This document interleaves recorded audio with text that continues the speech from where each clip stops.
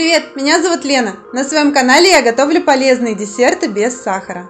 Сегодня я покажу вам, как приготовить многослойный шоколадный торт с очаровательным декором. В нем много белка и мало углеводов. Торт очень нежный, мягкий и вкусный. Он оформлен шоколадным коржом, который не пересохнет от времени. Как всегда, вас ждет подробный рецепт и точные граммовки для идеального результата. Друзья, на канале моего мужа Артема вышел рецепт вкусного ПП и риса без сахара. В нем в 7 раз больше белка и в 4 раза меньше углеводов, чем в магазинном варианте. Ссылка в описании под видео. Первым делом приготовим коржи. Нам понадобится 90 грамм муки. Я использую пополам соевую и муку зеленой гречки. Соевая содержит много белка, а мука зеленой гречки имеет богатый витаминно-минеральный состав. Добавляем к муке 15 грамм кукурузного крахмала. Вы можете выбрать глютеновую муку, например, овсяную, пшеничную, полбяную. В этом случае крахмал не понадобится, просто возьмите 105 грамм муки. Добавляем 35 грамм какао. Для максимально темного оттенка возьмите алкализованный. И 6 грамм разрыхлителя. Перемешиваем сухие ингредиенты. Также нам понадобится 300 грамм йогурта, не питьевого, а вот такого более густого. И 6 яиц. Белки разбиваю в отдельную чашу, а желтки отправляю к йогурту.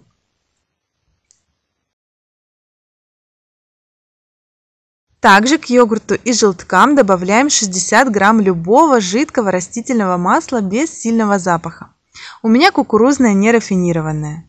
К белкам добавляем пол чайной ложки соли и 100 грамм эритрита.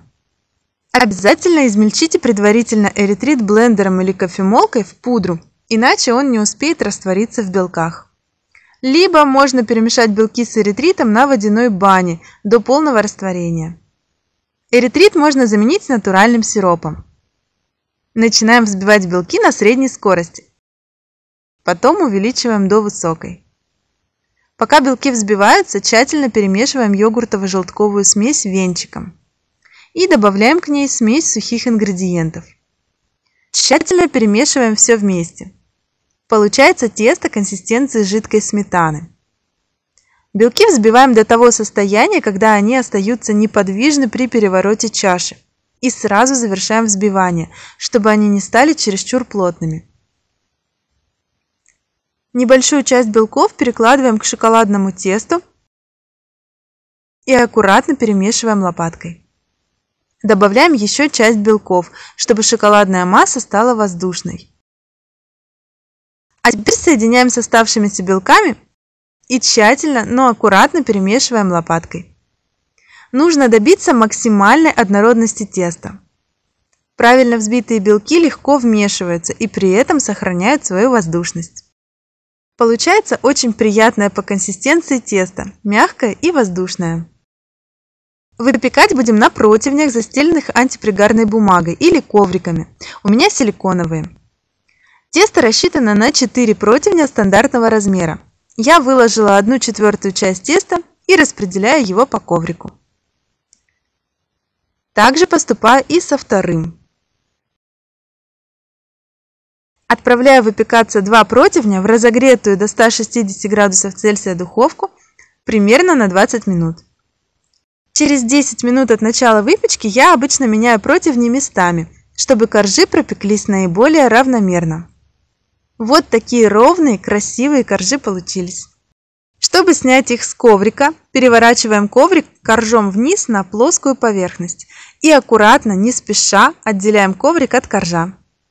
Показатель готовности то, что корж легко отходит от коврика. Если корж прилип к антипригарному коврику и не отделяется, значит он не допечен.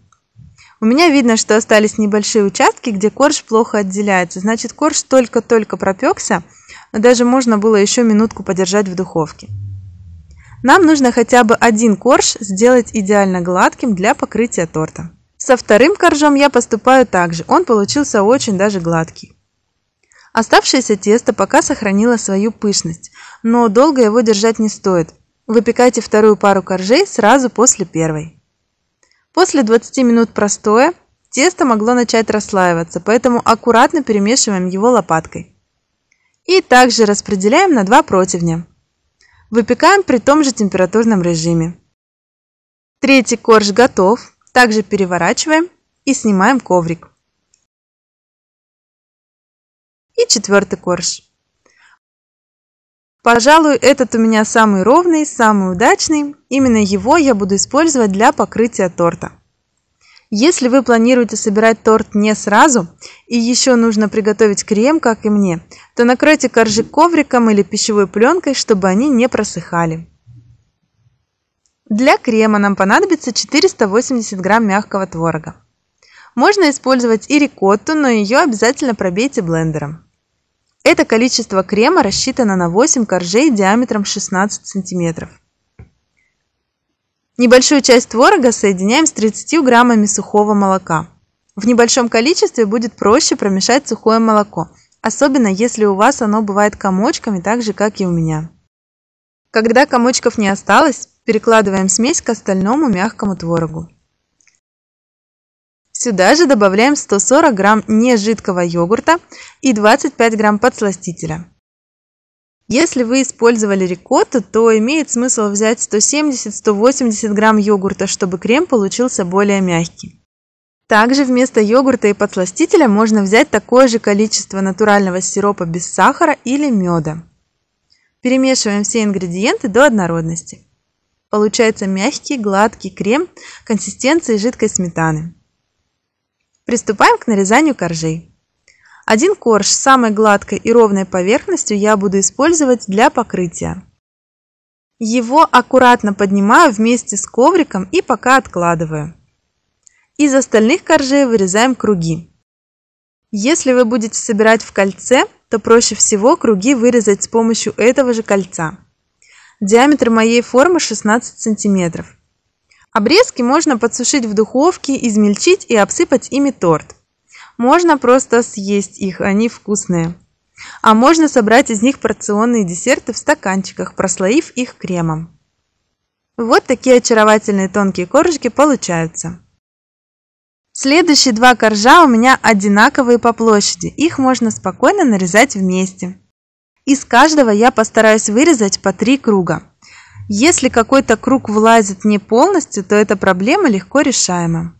Я просто вырезаю с помощью того же кольца оставшуюся часть круга. Такой способ я уже показывала в своих тортах «Молочная девочка» и «Медовик».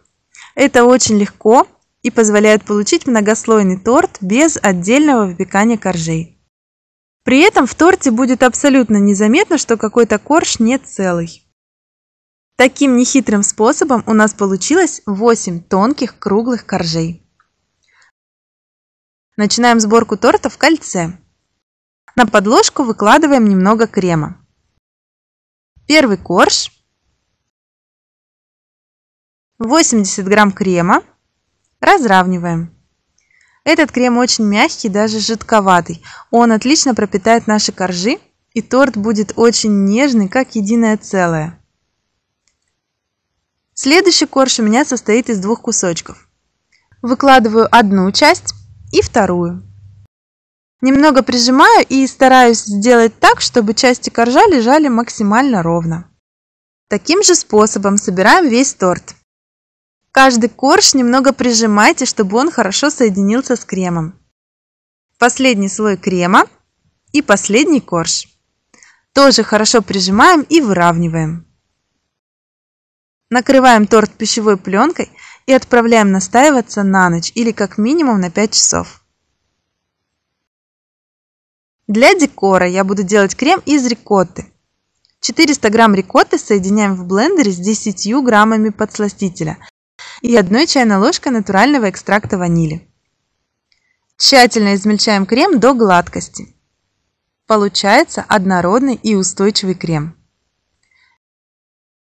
Меньшую часть крема, примерно 170 грамм, перекладываем в кондитерский мешок с насадкой. Я вставлю здесь фото моей насадки. В оставшийся крем добавляем 12 грамм какао. И тоже перемешиваем с помощью блендера. Перекладываем шоколадный крем в кондитерский мешок с такой же насадкой.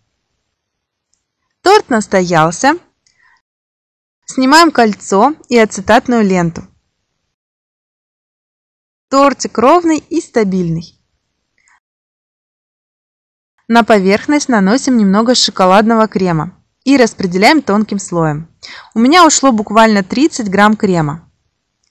Этот крем нужен только для того, чтобы последующие слои крема хорошо фиксировались на торте. Немного выравниваем и наносим полосы белого и шоколадного крема, чередуя их.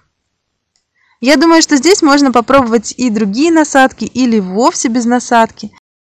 Имейте в виду, если вы используете насадки, что для такого декора должно быть 2 одинаковые насадки. Немного разглаживаем боковую поверхность, если требуется, чтобы снять излишки.